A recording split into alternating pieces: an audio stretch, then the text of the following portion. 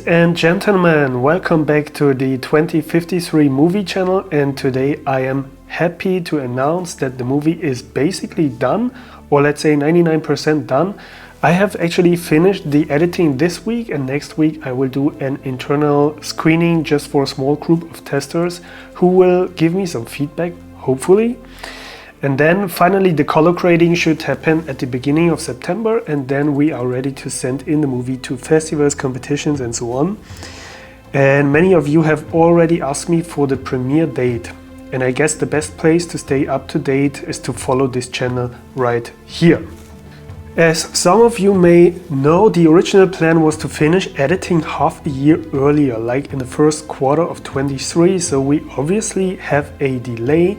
And I thought it might be interesting to have a look back today and analyze a bit which things slowed down the production. So here is today the official top 5 of things in movie making that I totally underestimated. Number 1, footage review. When you return from a shooting day, you usually have a few hours of footage that will later represent only a few minutes in the movie.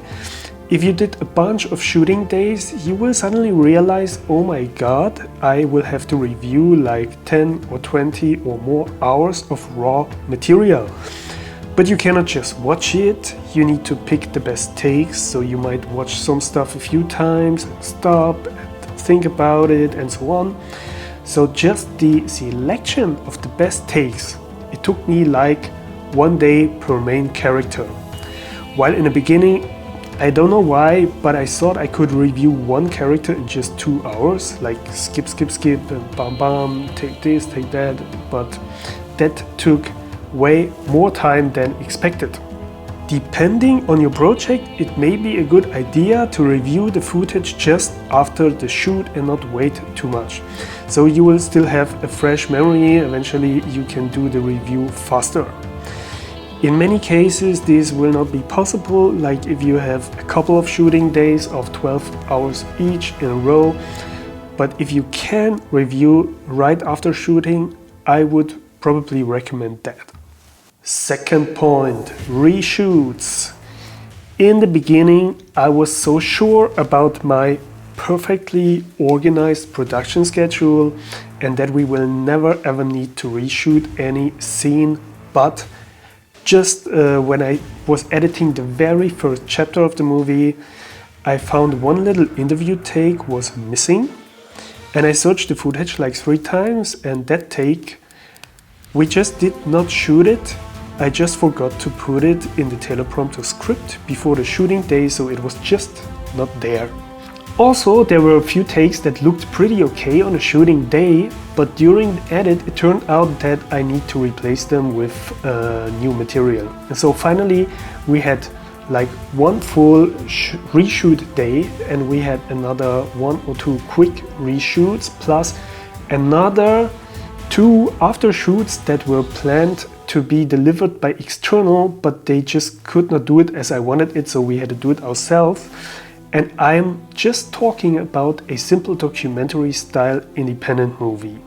We had 5 reshoots that I didn't expect, so for the next time, for the next project, I will know better and probably keep in mind that these things can happen. Okay, let's move to number 3, the briefings.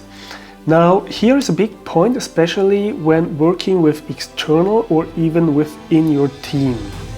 I learned that you cannot expect people to see things exactly like you see them yourself. For example, in the beginning, I thought I can just give someone a piece of script with just little side notes, and that guy will send me back an amazing video sequence like animations or whatever that will exactly fit my imagination or expectation.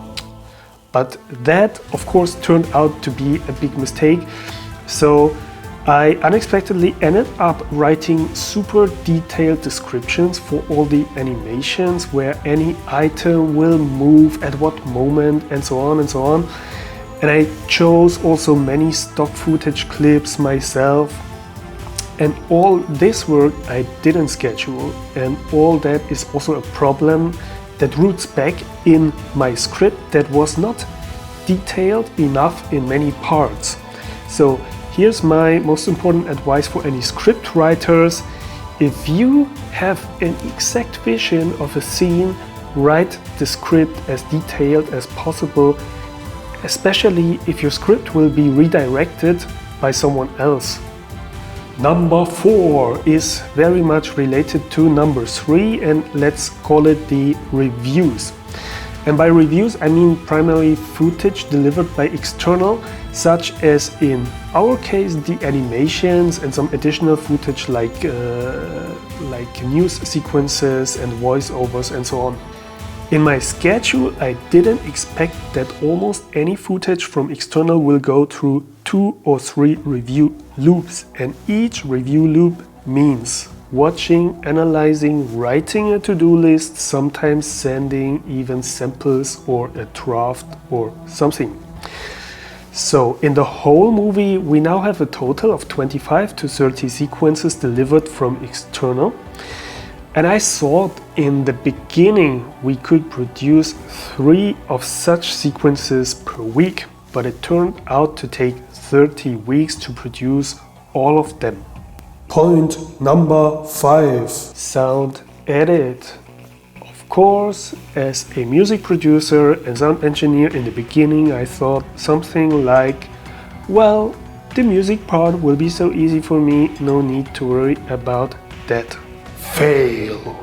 Indeed, it was for me a huge advantage that I could access a huge collection of songs, and also that I could access the source files, which means that I could just shorten or extend any of my songs and create custom song edits to exactly fit my video timeline.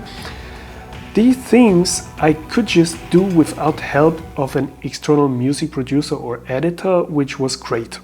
But basically, I underestimated what it means to select and edit music for 1 hour of motion picture. It's not just picking 20 songs and stick them together. No, it's going in every single scene, testing a couple of songs with the footage, then choosing the right song, shorten it, balance the volume, sometimes automate the volume, and then the most tricky part is finally to create smooth transitions between the songs or the scenes.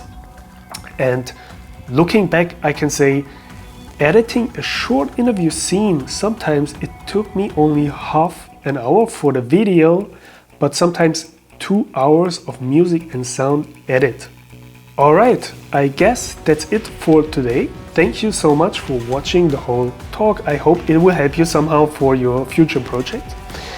At this point, I want to send a big thank you to all the people in the production team and the whole cast and anyone who helped to make this project happen or who still helps to make this project happen. Soon we will be able to see the results, so stay tuned and subscribe somewhere here, and hopefully see you in one of the next videos. Bye bye.